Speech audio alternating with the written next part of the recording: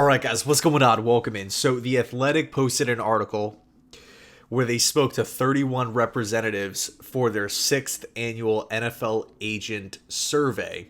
So, they basically go through all the teams, they rank the ones that are, quote unquote, the best ran. And, you know, there's some positive comments about some franchises, there's some negative comments about some franchises. And of course, you know, with the New York Jets, it was negative, right? Let's take a look at what was said about the New York Jets. And also, too, again, important to keep in mind, this is one agent. This is not like a rival general manager. This isn't like, you know, coming from 50 different people, like all compiling this quote, just one agent here. He goes on to say, there is complete disarray over there. Look at how they've handled Aaron Rodgers. Has one player had more power than him? He skipped minicamp. They have been unable to convert him into a team player. The vibe inside the building is terrible. So I'll say, you know what? I'll say this. It does seem like Rodgers has, you know, more power than the typical quarterback. But you know what? If the Jets, this is what you sign up for when you're trading for Aaron Rodgers in the first place. Should the Bills listen to Josh Allen? Should the Ravens listen to Lamar Jackson? Should the Bengals listen to Joe Burrow? Should the Chiefs listen to Pat Mahomes? I think so. Right now, of course, there is a line. It's not just let Aaron do whatever he wants. But going into the second part here, right, first off, the part about him skipping minicamp, how is this still being talked about?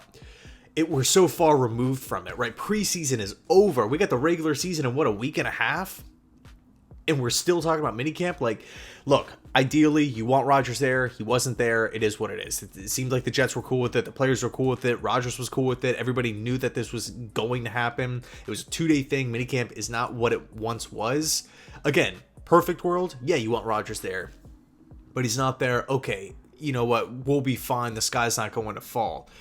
As far as, man, this comment here, they have been unable to convert him into a team player. I would argue that Aaron Rodgers is the ultimate team player. I mean, you know, you listen to Breece Hall, you listen to Garrett Wilson, you listen to Robert Saleh, you listen to any player that talks about Aaron Rodgers, they love him. I have not heard, and I really try to consume every piece of Jet content there is. I have not heard one bad thing about Aaron Rodgers from somebody in the Jets locker room.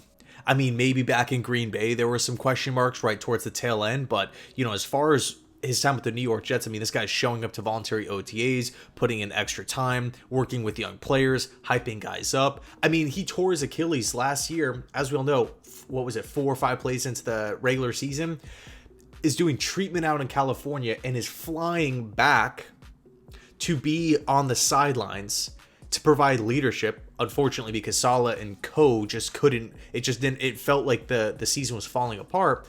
It wasn't until Rodgers got there where things started to click a little bit more. Things started to look a little better.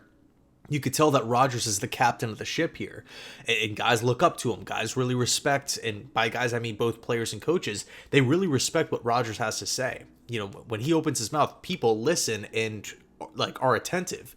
So, you know, to hear that, or to see that, you know, the Jets are unable to convert him into a team player. I would say he's the ultimate team player here. He's done more than enough as far as being a teammate is concerned. He hasn't thrown anybody under the bus. Again, he is hyping guys up.